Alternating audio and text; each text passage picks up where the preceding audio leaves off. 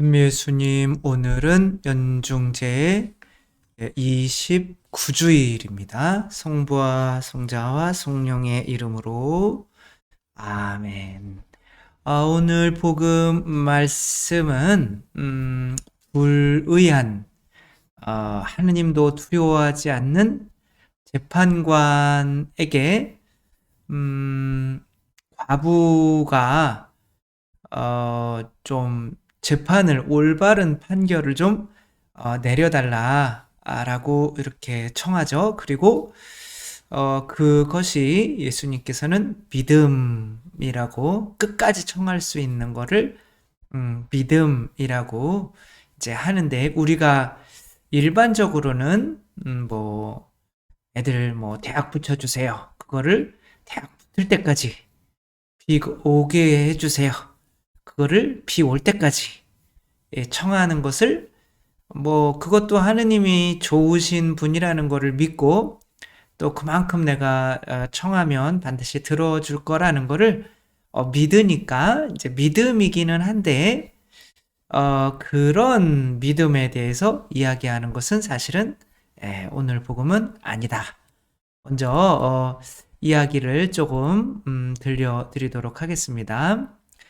박지현 씨라고 뭐 다큐 3일, 그 다음에 유퀴즈 온 더 블록에 이제 다큐 디렉터로 계신 분인데, 이분이 이제 10몇 년 동안 많은 사람들을 만나면서 취재하면서 이제 겪었던 책이 이제 쓴 게 참 괜찮은 태도라고 하는 건데, 여기에서 이제 나오는 이야기를 책한민국에서 유튜브 채널에서 이제 소개한 게 있어요.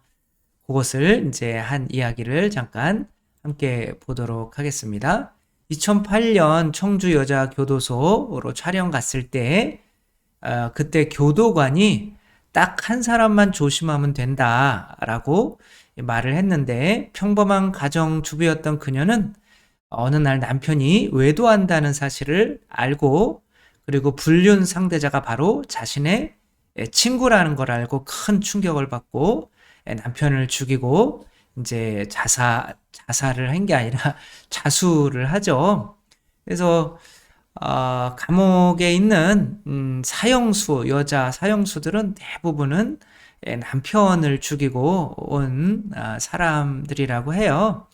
정말 부부가 함께 잠자는 것은, 이제 같은 방을 쓴다는 거는 엄청 위험한 목숨을 거는 행위일 수도 있는데, 어쨌거나 그렇게 교도소로 들어온 그녀는 이제 엄청 모범적이고 성실한 이제 사람으로 통했고, 몇 년 후 가석방을 이제 받게 돼요. 그래서 가석방을 나간 첫날 친구를 찾아가서 그 친구도 죽이고 또 자수해요.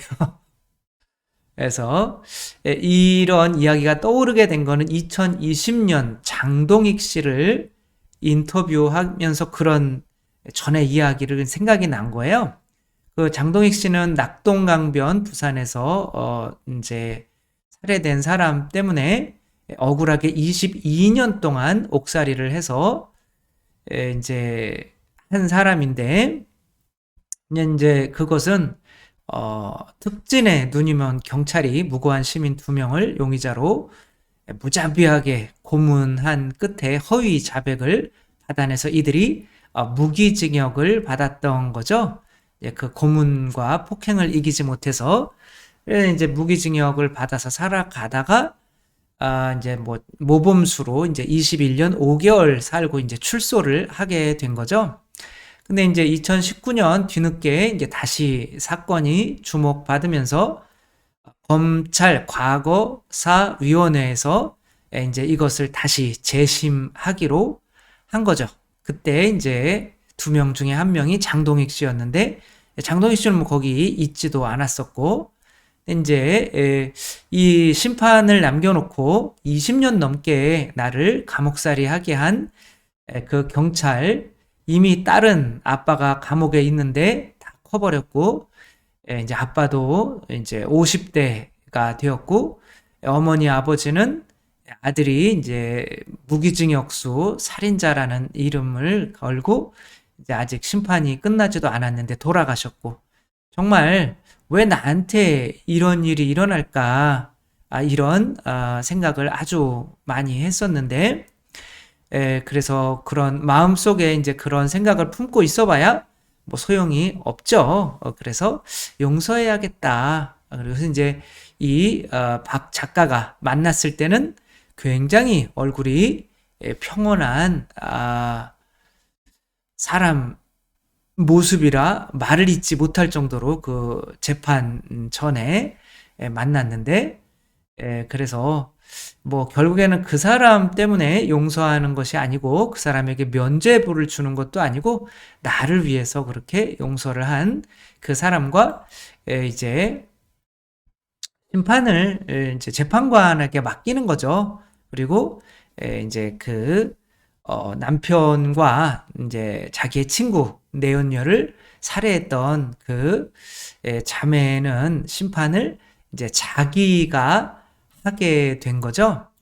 그러니까 이제 요게 핵심인 거죠. 여기에서 무언가를 청해서 그것을 줄 때까지 청하는 게 믿음이다 라는 게 오늘 복음의 핵심이 아니라, 나의 심판을, 여기 적대자를 좀 가려주십시오 이렇게 이야기를 해요. 여기 보면 하느님도 두려워하지 않고 사람도 대수롭지 않게 여기지만, 그 과부가 청하는 것은 저와 저의 적대자 사이에 올바른 판결을 내려주십시오 이렇게 청하는 거예요. 그러니까 이제 판결을 본인이, 아까 남편과 이제 내 친구를 죽인 거는 본인이 판사도 아니면서 판결을 본인이 내린 거죠. 그렇죠? 그리고 두 번째 장동익 씨는, 김동익 씨인가요? 그분은 심판을 판사에게 맡기는 거죠. 내가 심판자가 아니니까. 22년 5개월 동안 억울한 옥살이를 하며 그 엄청난 고통을 당했음에도 이제 내가 심판관이 되지 않으려고 하는 거죠. 그래서 여기 그게 핵심인 거죠. 이 불의한 재판관이 하는 이야기를 새겨 들어라. 그래서 하느님께 청하면 너희에게 올바른 판결을 내려줄 거다. 네가 죄인인지 구원받을 사람인지 그것을 너희가 판단하지 말라는 거죠. 그게 믿음이라는 거죠. 그래서 내가 너희에게 말한다. 하느님께서는 그들에게 지체 없이 올바른 판결을 내려주실 것이다. 그러나 사람의 아들이 올 때에 이 세상에서 믿음을 찾아볼 수 있겠느냐, 이렇게 말씀을 하셔요. 이 성경을 또 이야기하는데 굉장히 중요한 거는 그 흐름 속에서 그 의미를 깨달아야 하는 거죠. 지금 어떤 이야기들을 하고 있는 거냐면, 마지막 날에 요 앞에 이야기가 하느님께, 예수님께서 오셔서 마지막 날에 이렇게 노아의 홍수처럼 이제 심판이 있을 거다. 그 다음에 이 소돔이 유황불로 이렇게 멸망한 것처럼 심판이 있을 거다. 그러니까 이런 심판에서 살아남으려면 어떻게 해야 되는가? 그 얘기를 하는 중에 요 이야기가 나오는 거예요. 그러니까 믿음이 있는 사람이 심판을 받는데, 여기에서 참다운 믿음이 있는 사람이란 내가 나를 의롭다, 다른 사람을 의롭지 않다 심판하는 사람이 아니라, 모든 심판을 심판관에게 아무리 불의하더라도 그 사람에게 맡기는, 끝까지 내가 심판하지 않을 거예요. 당신이 심판관이니까 심판을 해주세요 라고 청하는 사람들은 믿음이 있는 거라고 하는 거죠. 그리고 그 밑에 어떤 이야기가 이어지는 거냐면 바로 바리사이와 세리의 이야기가 이어지는 거야. 그래서 바리사이는 뭐라고 그러냐면, 내가 이만큼이나 단식도 하고 기도도 많이 하고 선행도 많이 했으니 내가 이제 저런 세리처럼 죄인이 아니게 해주셔서 감사합니다 이렇게 청해요. 그러니까 심판을, 나 자신이 의롭다는 심판을 누가 내린 거예요?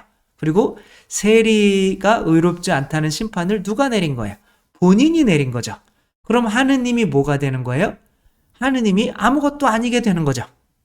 이미 본인이 심판을 다 내려서 본인이 심판관이기 때문에 하느님은 아무것도 아닌 분이 되는 거죠.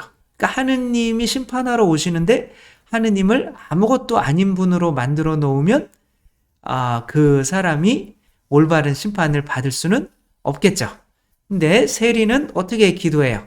당신이 심판관이니까 자비를 좀 내려주십시오 라고 하기 때문에 나를 심판관으로 인정하네? 그래, 네가 어떻게 살아왔든 너는 믿음이 있으니까 너는 구원받지만 이 바리사이 얼마나 잘 살았는지 모르겠지만 너는 의롭지 않아 지옥 가야겠다. 이런 심판이 내려진다는 거죠.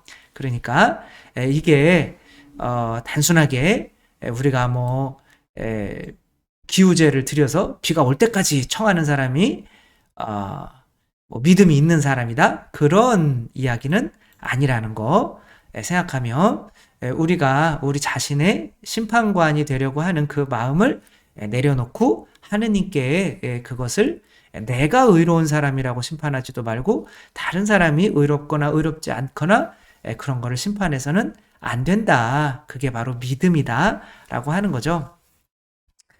개들이 싸우면 뭐가 약이겠어요? 몽둥이가 약이라고 대답하려고 하셨지만 약은 약인 거고 몽둥인 건데 웃기지도 않고 어쨌거나 이 개가 두 마리가 싸우는데 이 강영욱 조련사가 엄청나게 열받아서 화를 낸 적이 있죠.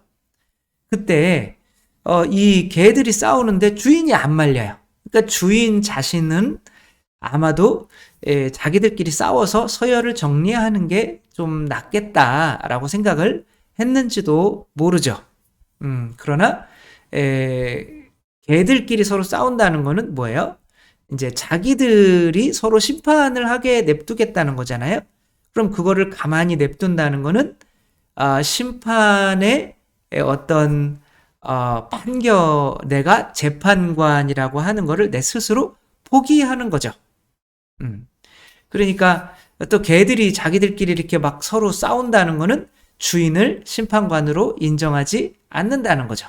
그럼 개들끼리 지들끼리 서로 싸우면 냅두면 되는 거 아니야?가 아니라 너희들이 나를 무시하니 그래서 이렇게 떼어놓고 너희들 재판관은 나야라는 거를 알려줘야 된다는 거죠. 그래서 우리끼리 이렇게 서로 싸우고 판단하고 하는 거는 심판관이신 하느님을 무시하고 인정하지 않는 것이기 때문에 그거 자체가 믿음이 없는 것이기 때문에 이제 심판 때 구원을 받지 못한다고 하는 거, 심판관은 오로지 하느님께 돌릴 수 있어야 하는 거죠.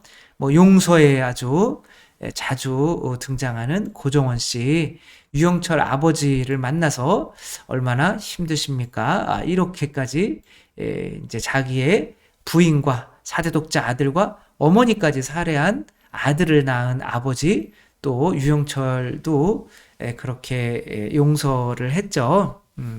그러니까 이렇게